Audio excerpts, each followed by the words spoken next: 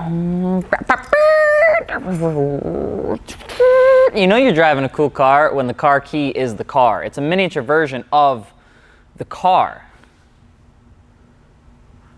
Neat. It's always a good day when you have a GT3 RS as your daily for a week.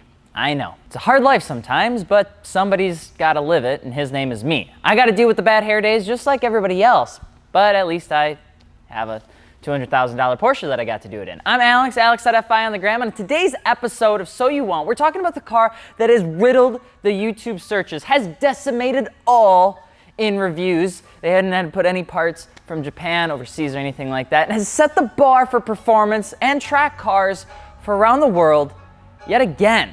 Am I hyping it up too much? Probably, because it doesn't really matter. Anyway, we're talking about the iconic, the lovely, the kind of quirky, the GT3 RS. The Porsche GT3 RS. Porsche!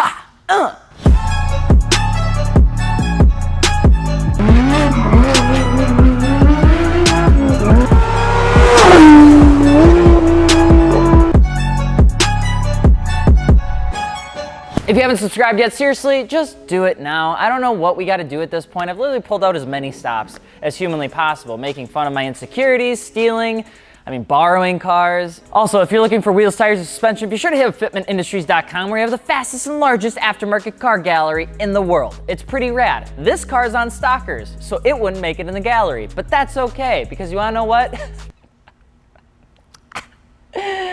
It's a GT3 RS. And if you're looking to win a free set of KONIG wheels, description link below. We partner with KONIG to give away a free set of wheels and donate some money to the ASPCA. But that's enough hype and call to actions and all that sort of stuff. Taking it back to the age of 1973, when USA was finally withdrawing from Vietnam, the World Trade Center was finally erect.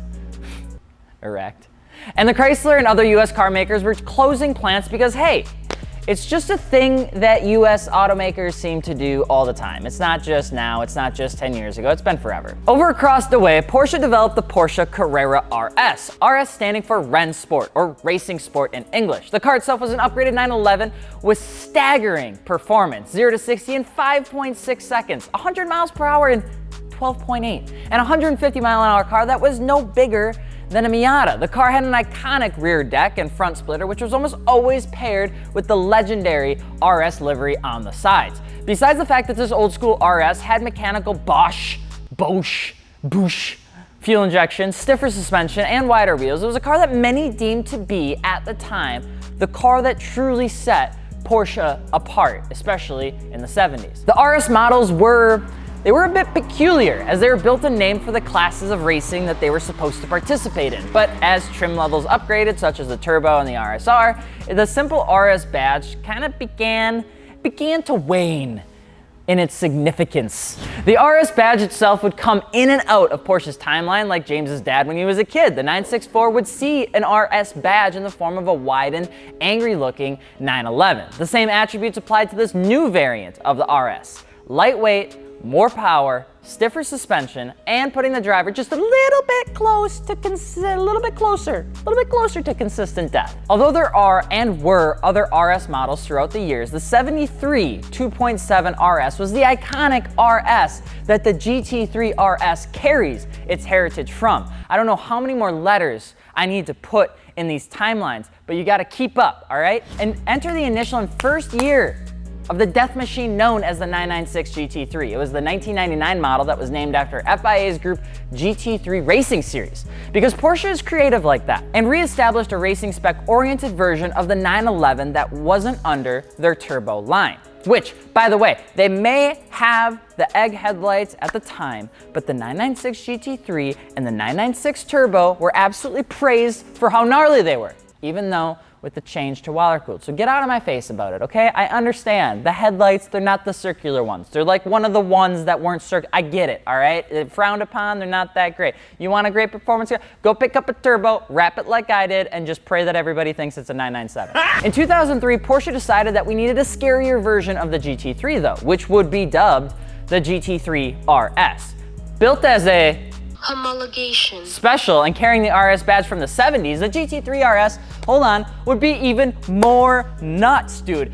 Polycarbonate rear window, carbon fiber hood and wing, stiffer shocks, and instead of a proper badge on the hood, you got a sticker.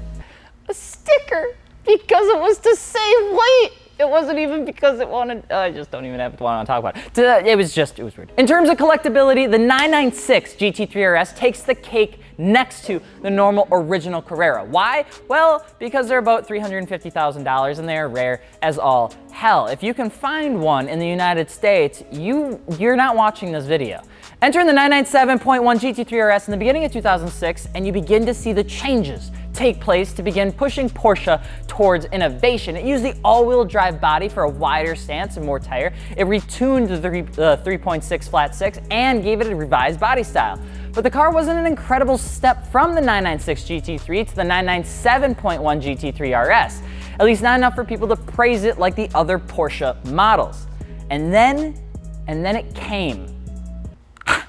2009, the year that everyone was backing down on its automotive production because, you know, recession. And then Porsche introduced the king of the hill because Porsche that's what they do. They really just don't care. The 997.2 GT3 RS. This car was considered by most, if not all, Porsche enthusiasts one of the best driving cars you could buy. The 3.8 liter, 450 horsepower sounded like a bunch of bolts rattling around in an empty box, but the car was astounding. The US would only see a handful of these cars because, yet again, US was just, they get the short end of the stick. Cue the song. Porsche was so weird with their cars at the time that they just wanted to prove just how track prepped their off-the-lot GT3 RS truly was. So, I mean, what could you possibly do to prove a point like that? Well, it's a great question and a great answer. They decided to enter it into the 24-hour of Nürburgring. Even with the last-minute change to the Porsche team, they ended up 42nd overall and 9th amongst the 17 SP7 class entrants. The street-legal GT3 RS was only beaten by its own race-prepped variants of the same platform. The road-legal car did 145 laps, which was only 9 less than the winning track-prepped BMW at the time. Once the race had concluded, it actually just drove back onto the main fair and drove its happy little Volkswagen back another 306 kilometers home because it wanted to prove a point. The GT3 RS would practically just be the car. That was the car. In terms of the ultimate performance, it was it. And then the 991 came along. The 991.1 had turbo-like intakes, a roof made of magnesium, seats from the 918 Spider, door straps instead of handles, and a robust 4-liter motor that no longer sounded like a box of bolts rattling around in the back of the trunk. It just kind of sounded like a box of bolts battling around with a blanket around it. Only issue that people saw was the fact that that in the middle, right, the middle section, it's below the radio, it's above the non-existent cup holder, was the gear shifter. The 991.1 GT3 RS LMNOP QRS TUV came in a PDK transmission only. PDK stands for Porsche Doppelkupplungenstreibe. I'm not even gonna try again. And that made a lot of people upset, but it really was actually, it's really a good transmission, I'm sorry. The 991.2 GT3 RS though, this beautiful lizard green one behind me, is the most recent update to the RS platform, optioning a manual gearbox for those hardcore manual guys and offering the PDK and relieving all of the previous first-gen issues so the GT3 RS instantly spiked in popularity. So many numbers and letters. Are you still with me? Okay, good. So you want a GT3 RS. Well, buckle up, buddy, because I'm about to show you everything you need to know before jumping into one. First things first, the 996 GT3 RSs are impossible to get unless you won the lottery, and even with the money, you may not be able to find one. They are an extremely raw feel and the closest thing to the Widowmakers of the day. The 997.1 is very similar to the 996 platform, so most people that would be interested in a 997 platform should aim for the 997.2, as it features way more significant changes. Couple problems with snagging these. They're equally overpriced, and here's why. When the 991.1 released and Porsche announced that it would only come in the PDK Porsche Doppelkupplungenstreibe transmission, the world exploded. People praised the 997.2 would be the last true GT3 RS, and prices, they followed accordingly, up to the point of $400,000. That's a minty fresh 5-bedroom, 4-bath, 4,000 square foot home up here. The 997.2 GT3 RS would likely take the #1 spot for the crown, but there are still some features, the 991 variant GT3 RS, that make it truly an upgrade if you can afford the price tag. And actually, if you're looking at the 997 versus the 991, It's actually, some cases, this is cheaper than the others. So just keep that in mind a little bit. The 991.1 hosted some peculiar issues resulting in extended warranties, full engine replacement, and a lot more. It wasn't the iconic Mesger motor anymore, which sullied people's experiences with the new motor. A formal letter was sent to Porsche from Rennlist members regarding these issues that resulted in a fully transferable 10-year, 120,000 mile extended engine warranty.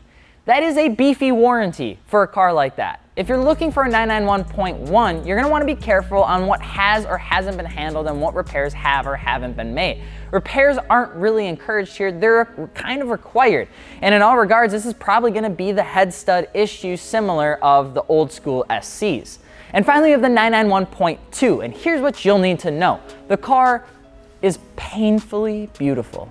It needs hardly anything, and it flies through every scenario you can possibly put it through. If you're gonna snag one from Porsche, be sure to spend the pennies on the extra essentials, because they're f***ing neat.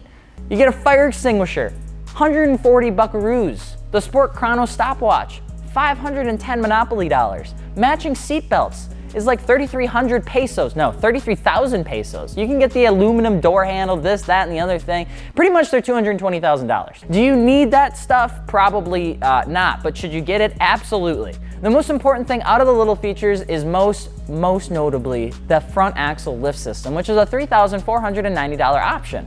If you want the carbon ceramic brakes or composite brakes, that's a $10,000 option. For this price, you would assume that everything is made out of gold, and well, at least for the most part, it's not. There are some really quirky things about the 991.2 that you may not notice about the car until you take delivery, and it may actually leave you a little disappointed because it is a $220,000 car. You know how many nuggets you can get with that? How many McDonald's nuggets you can get with that? The front bumper lip, side skirts, hood vents, and other exterior pieces are just plastic black. I know, don't get mad, but you're just asking for plastic fade on a car that's brand new that sits in direct sunlight like that. The car's components are so thin and light, you might fear you'll bend something when using it, like the frunk. When you close it, you'll actually bend the hood like 3 inches both ways even when you're being careful. The logos being stickers are weird. Now they are cool, but it's also could be seen as cheap. Porsche could just tell the owners to lose a pound so they could keep the emblems because the emblems are way cooler.